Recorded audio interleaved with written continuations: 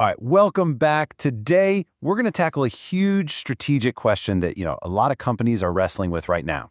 As you're building out all your AI stuff, do you keep it with your regular business apps, or do you split them up across different clouds, maybe even bring some of it back in-house? It's a big one, so let's get right into it.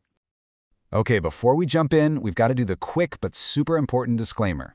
Just so we're all on the same page, this is Module 11 of a 15-module tutorial on selecting a cloud provider for your AI initiatives. It is an overview based on a comprehensive report by Virtualization Options LLC and offers only general guidance. It is provided without warranty and is not legal or financial advice. As such, it is recommended that you discuss any proposed actions with your financial, technical, and legal professionals before taking action. And hey, just a heads up, these modules, they only scratch the surface of what's in the full report. All right, let's go. So the reason we're even having this conversation is because there's this fundamental conflict. What your modern AI workloads need is just completely different from what your traditional apps. The bread and butter of your IT department for years, what they need. And this isn't some small difference, it's a massive shift that really forces you to make a big strategic call. And that leads us right to the big question for today. Should your AI and all your traditional apps live under the same roof in the same cloud? I mean, on the surface, it sounds way simpler just to keep everything together, right? But as you're about to see, the real answer is, well, it's a whole lot more complicated than that. Yeah, and this slide really nails why it's so complicated. Look at the priorities. On one side, you've got your AI workloads, and they are hungry for very specific, very powerful hardware. We're talking specialized accelerators, GPUs, super fast networking to connect everything for training. But then, on the other side, you have your traditional apps. And for them, it's all about integrating with systems you already have, the vendor relationships you've built, and just the comfort of your team knowing how to run things. They're built for stability, not necessarily for raw, bleeding-edge power. So what do you do, right? If one cloud provider is perfect for your old-school apps, but a different one has the absolute best toys for AI, well, that leads us straight to our first big strategy, the lure of multi-cloud. And the idea is pretty simple, really. Why settle? Why not just use multiple providers and get the absolute best of both worlds? And let me tell you, the incentives to do this are really powerful. I mean, look at Google. They've got their TPUs, which are custom designed just to speed up the kind of math you need for massive TensorFlow models. Then you've got AWS building their own chips like Trainium to make model training cheaper. And of course, there's Azure with their exclusive hookup with OpenAI, giving you special access to their models. If you want the absolute best-in-class tool for a specific AI job, yeah, going multi-cloud starts to look very attractive. But wait, that's not the only way to play this. There's another really popular approach. Let's talk about the hybrid cloud. This isn't about picking between different public clouds. It's about blending your own on-premise data center with the power of the public cloud.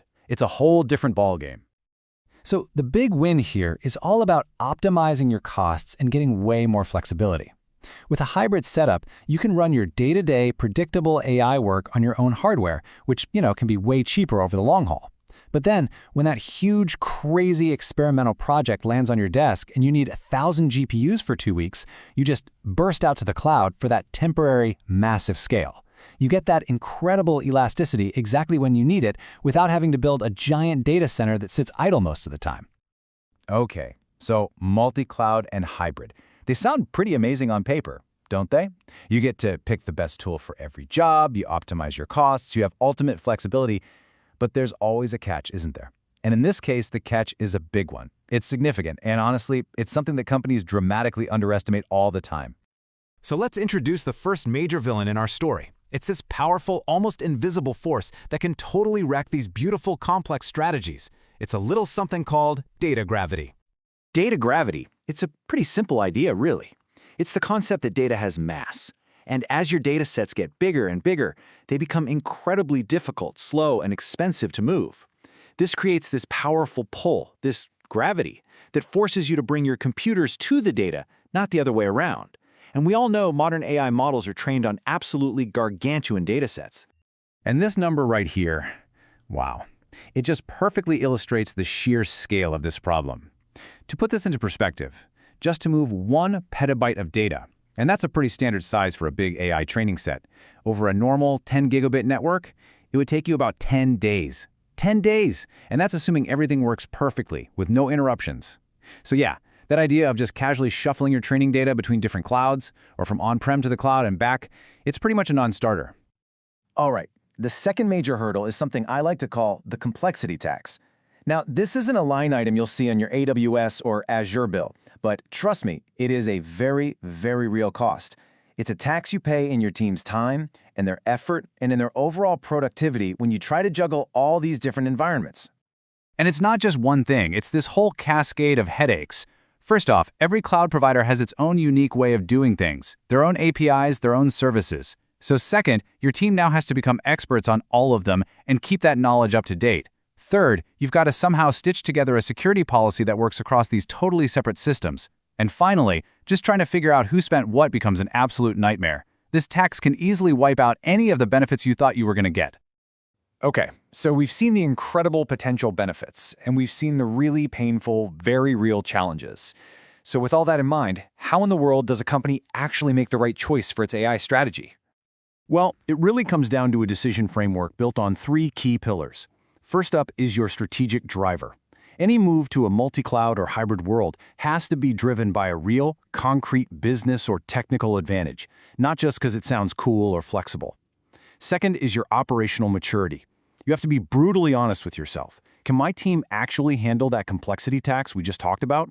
And the third pillar, the one that really holds it all together, is your platform foundation. Look, the companies that do this successfully almost always have a dedicated platform engineering team building the internal tools to hide all that complexity from everyone else. And that really brings us to the final thought I want to leave you with. As you think about splitting up your AI and your traditional workloads, the biggest question isn't really about the tech. It's about your organization. Is your team, are you truly ready to pay that complexity tax? It's a really important question to answer honestly before you take that leap. Thanks for joining me.